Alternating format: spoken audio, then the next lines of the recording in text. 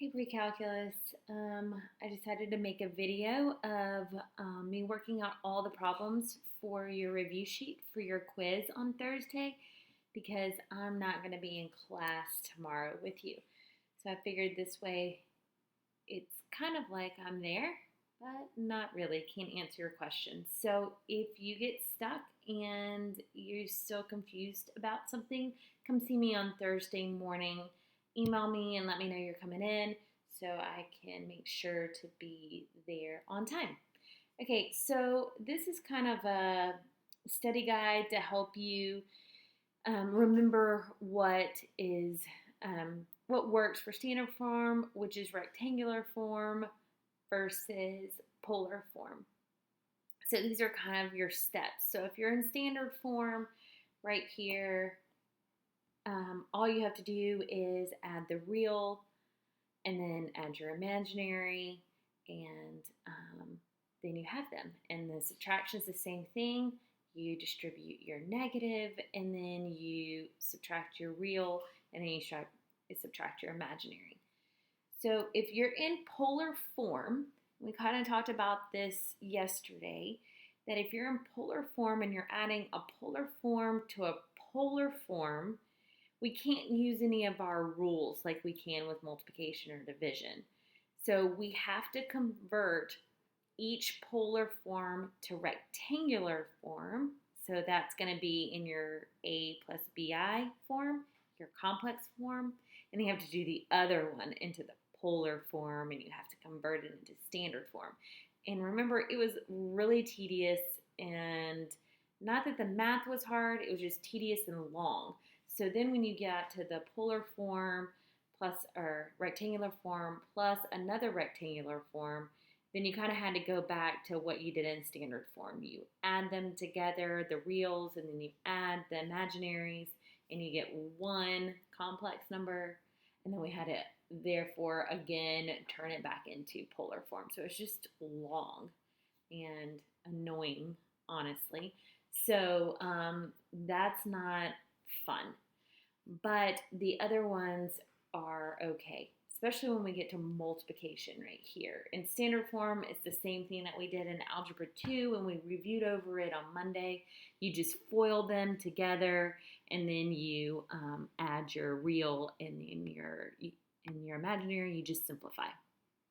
So, but when it's in polar form, remember we can do our kind of tricks. We can multiply the moduluses together, so moduli together, and then we can add the arguments together, so those are your degrees.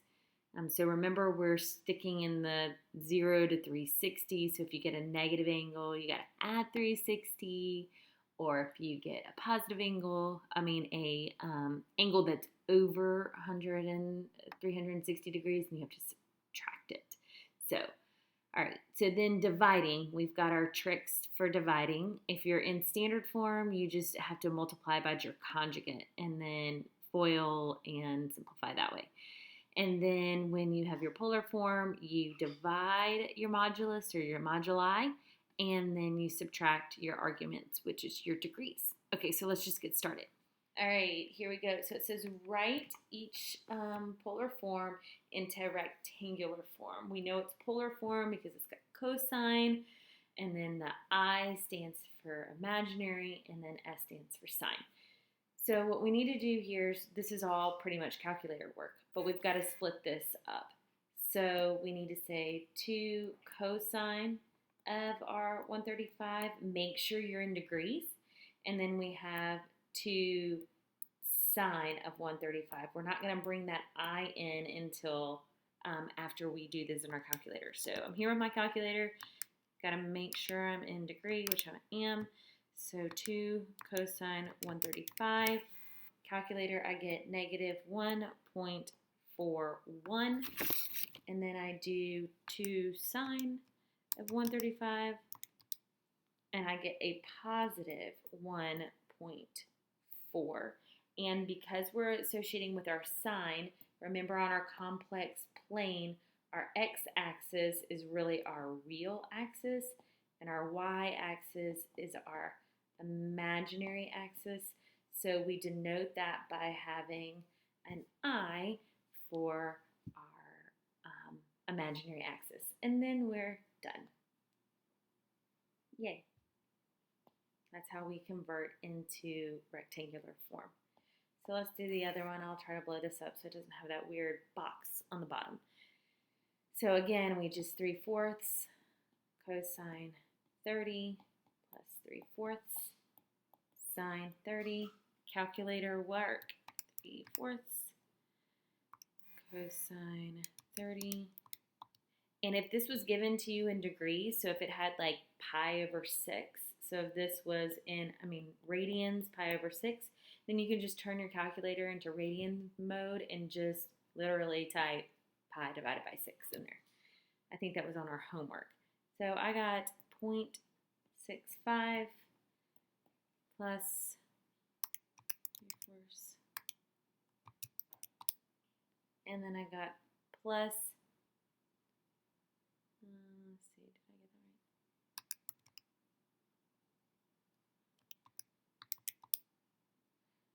right? 0.375I. Done.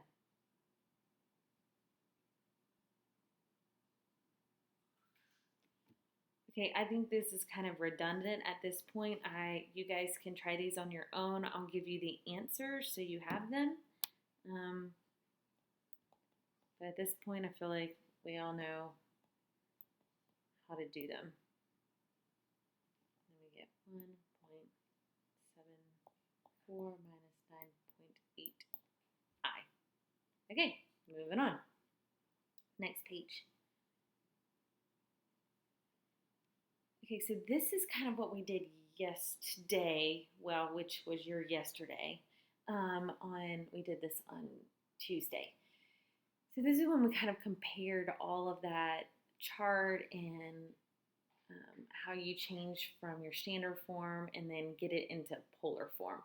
So there might be a question like this. So on your test, it might give you this, and it says, hey, write this into polar form. So this part where it says change it into polar form, remember, we're not allowed to use our polar form rules on this.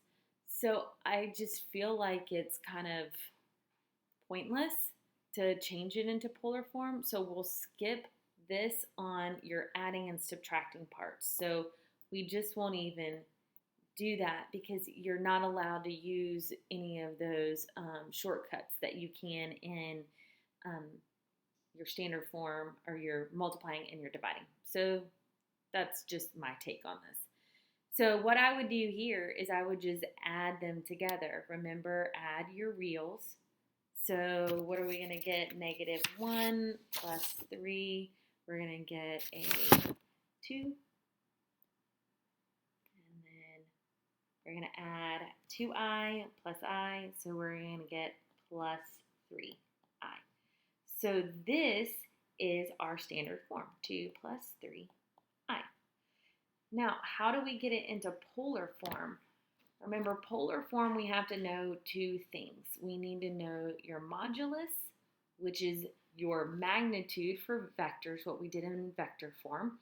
And then you need to know your argument, which is your direction. And the same way we found our direction with vectors.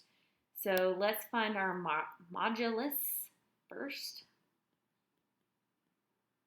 So that is, we take the square root of our real plus we take our complex or our imaginary, and we don't need that I. Remember, the I just signifies that it's on your y-axis, on your imaginary axis. So we just have 3 squared. So what do we get when we do that? 4 plus 9 gives us the square root of 13. So in polar form, we're going to have your modulus, and then you're going to have that CIS, which is the short form for your modulus, cosine, your argument, comma, your modulus. I cannot talk at 9 o'clock tonight. I sine your argument. So it's a shorthand for it. Okay, so we know we have square root of 13, CIS, and then let's find our argument, which is inverse tan of your imaginary. So our imaginary, remember, is 3. We don't put the I. And then divided by 2. So I'm going to put this in my calculator. Inverse tan, 3 divided by 2. And I got 56.3. So a lot of times what we did yesterday is it just stayed in a whole degree. Like we just made it just be in degrees. So, and we didn't have any decimals. We just rounded to the nearest degree. So we can just do that here. Why don't we just say that this is 56 degrees. And then here's your answer. Okay, done. Okay, so we're doing the exact same thing for this in subtraction. Remember, polar form, you can't use your rules. No point in doing them. So let's just subtract. So if we subtract these, we would get, you guys can do the math on your own, but you get this. So -1 minus 3 is -4. 2i minus I is I. Okay. So now, same thing. We're going to have to do your modulus and your argument. So here we go. We get -4 squared plus 1 squared. So that's going to give us square root of 17. Now, if we could reduce this down to a simpler radical, we need to do that. But obviously, we can't do that at square root of 17. So then, in polar form, square root of 17, CIS, and now let's find our argument. So tan inverse tan of 1 over -4, which in my calculator gave me 165.9. Make sure that's true. Okay, well, here we go. We got -14. So here's the problem with that. -14 degrees is going to put us, let me try to draw this over here. Remember, it's a negative angle, so it's going to be like right here. So that's -14 degrees. Well, that does not help us because that's not what quadrant we're in. What quadrant are we in if we graph that? Well, on our real axis, we'd go over 12, and then we'd go up 1. So we would be in quadrant 2. So what do we have to do is we need to go from, let me change colors, from the 4th quadrant all the way on the other side to quadrant 2. So we would have to add 180. So remember our rules for this. If we do the inverse tangent, this stays the same. This you add, if you're in quadrant 2, you add 180. Quadrant 3, you add 180. Quadrant 4, you add 360. So just memorize those. And so when we do that, we get equals